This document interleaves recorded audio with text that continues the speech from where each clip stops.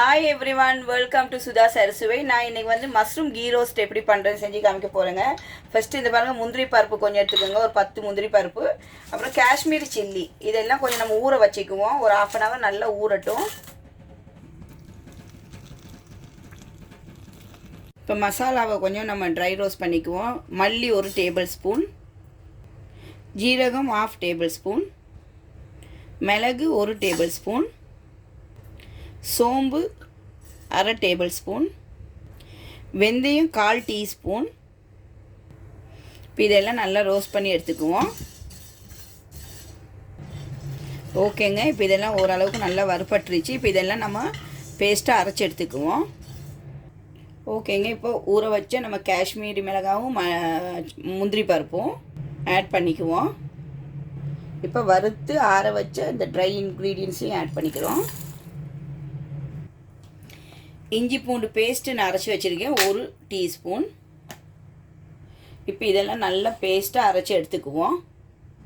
இப்போ நல்லா பேஸ்ட்டாக அரைச்சிக்கிட்டோம். இங்கே பாருங்கள், இப்போ நான் கொஞ்சம் புளி தண்ணி ஆட் பண்ணுறேன். கொஞ்சம் நல்லா புளி பேஸ்ட் ஆட் பண்ணிக்கோங்க. இப்போ இதையும் நாம் நல்லா மிக்ஸ் பண்ணி அரைச்சி எடுத்துக்குவோம். இப்போ மஷ்ரூம் ஆட் பண்ணுறேன். கொஞ்சம் நெய் விட்டு நம்ம இதை கொஞ்சம் சாட்டே பண்ணி எடுத்துக்குவோம்.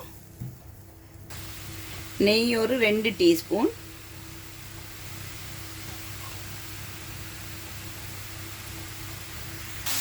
மஷ்ரூம் வந்து நான் ஒரு 200 கிராம் எடுத்திருக்கேன்.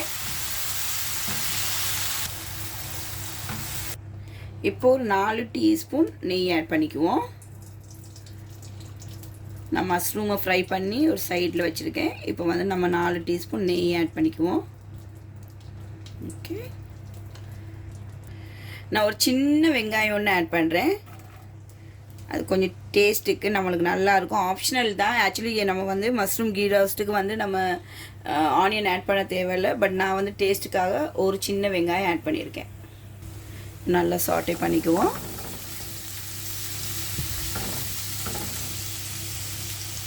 இப்போ அரைச்ச பேஸ்ட் ஆட் பண்ணுறோம்.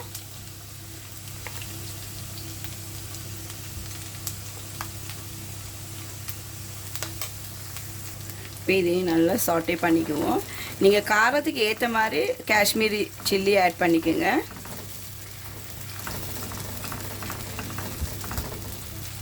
தேவையான அளவு உப்பு. இப்போ இங்கே பாருங்கள், நல்லா எண்ணெய் எல்லாம் தனியாக பிரிஞ்சு வந்துடுச்சு. இப்போ இந்த ஸ்டேஜில் நம்ம தண்ணி 1 கப் ஆட் பண்ணிக்குவோம். ஓகேங்க, இப்போ இந்த ஸ்டேஜில் நம்ம வந்து மஷ்ரூம் ஆட் பண்ணிக்குவோம்.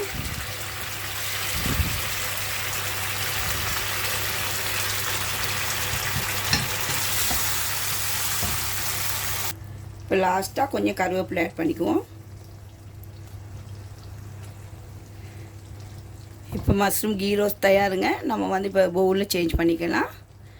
இது ரொம்ப சுலபமாக ஈஸியாக செஞ்சு முடிச்சிடலாம். நம்ம வந்து மசாலா வறுத்து அரைக்கிற டைம் மட்டும்தான்.